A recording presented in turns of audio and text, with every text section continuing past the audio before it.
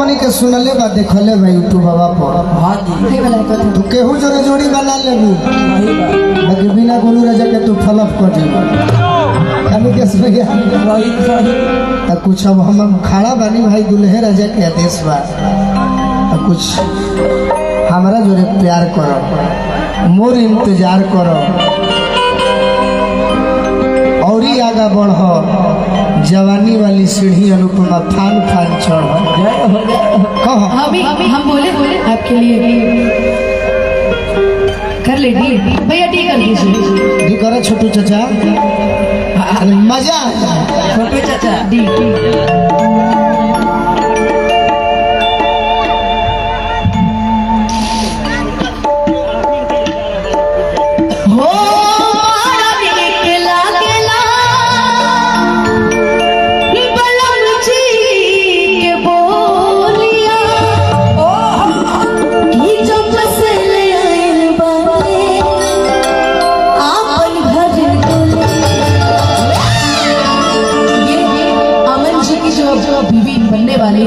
वो गा रहे हैं आज हमारे अमन जी के लिए। अमन जी की बीवी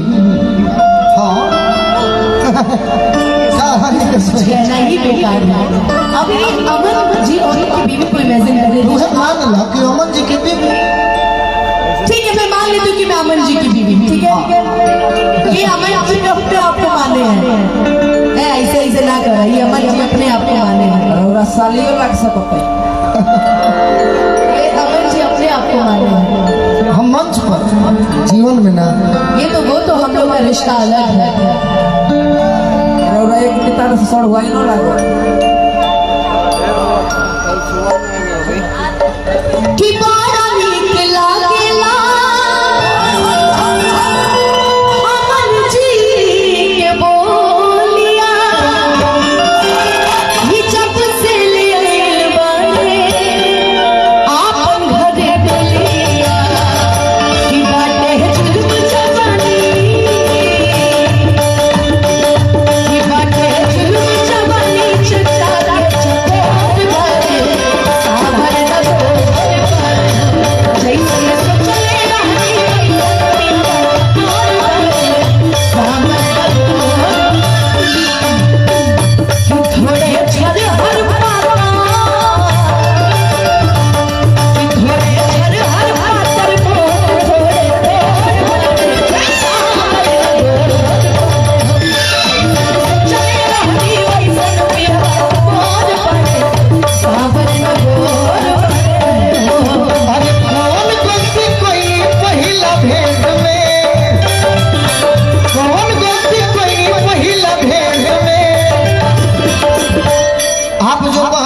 वर्तमान है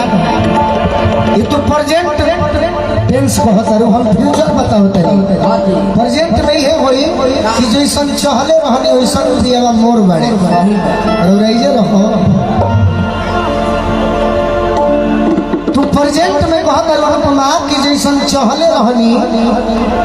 वैसन बलमा मोर बड़े सावर ना गोर बड़े हम फ्यूचर बताओ तनी तहरा बारे में तू ये कहबू हमरा से अरे कि दिया बतियार कोरी राजा जी असे जिया तो प्यार कोरी राजा जी से जिया तो प्यार कोरी राजा जी दिया बतियार कोरी राजा जी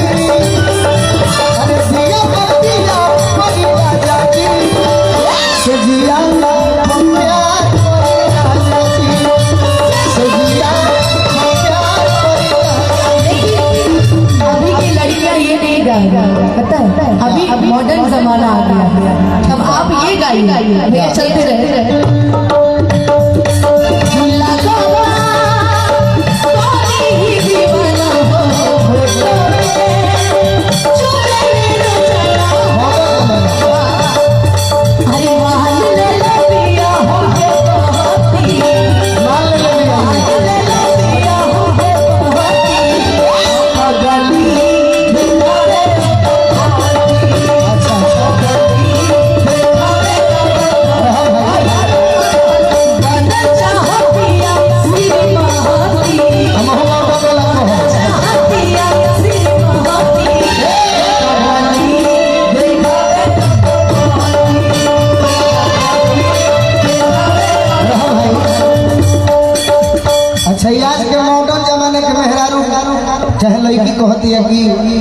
क्या कह रहा है? मैंने मान ले बिया श्रीमती मान ले बिया हम के पति अब बनल चाहत बिया श्रीमती। हमारा सबलमुआ रहे तहरा मेहरानी रहे। यही मॉडर्न जमाना में का कही कि कौन गलती कोई पहिला भेंट में, कौन गलती कोई पहिला भेंट में। तोहरे मॉडर्न जमाना में राजा जी दौराता होता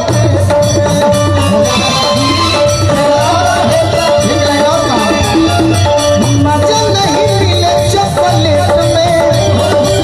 मजा नहीं मिले चॉकलेट में, मजा नहीं मिले चॉकलेट में। काहे की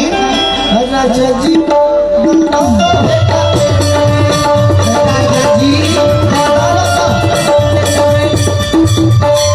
ये हमारा शिव प्रसन्न जी है भैया भैया मित्र आई मानी का डॉक्टर हिमांशु जी हैं हमारा गोपाल चाचा जौन बानी भोजपुरी जगत के स्वर सम्राट वहाँ के दामाद जी अपन हम बहुत बहुत स्वागत करब यहाँ के। तो हमारे जीजा जी भाई भाई जीजा जी तो जीजा जी खातिर कुछ कह जीजा जी खातिर हम हिमांशु जी के फरमाइश बा, हिमांशु जी के फरमाइश बा तू गा सकत कि आज हम पहिला मिलना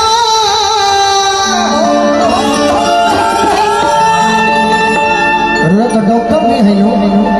डॉक्टर ये के बानी डेंटल के मिलले सजनी के सजना हम अंग गुलाब नियम खिलाल सुनी सुनी भगवान जन बिहान होके दी। हिमांशु जी फरमाइश बताए एक लाइन तुमको हृदय करके बढ़ा के कि सुनी सुनी भगवान जन बिहान होके दी। आज राजा ये आप बोल सकते हैं, लेकिन अगर नाम ना लिया जाए, नाम ना लेते हुए इनकी बीवी मतलब हमारी बहन कह रही है कि आज डॉक्टर